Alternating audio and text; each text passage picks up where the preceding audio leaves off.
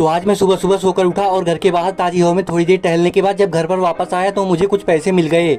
और फिर कुछ देर बाद देखता हूँ तो कल जो कटहल के अचार बनाने के लिए कटहल काटे गए होते हैं उनके आज मसाले तैयार हो रहे होते हैं। फिर कुछ देर बाद मैं फ्रेश होता हूँ और तैयार होकर चाय नाश्ता करके डेली की तरह दुकान पर आ जाता हूँ। दुकान पर आने के बाद दुकान की साफ सफाई करता हूँ और थोड़ी देर रेस्ट करने के बाद फोन में देखता हूँ तो आज बारिश दिखा रहा था, लेकिन बाहर देखने पर मौसम में कुछ ऐसा लग ही नहीं रहा था। तो फिर मैं इन सबको साइड में करता हूँ और फिर अपनी पढ़ाई को कंटिन्यू करता हूँ।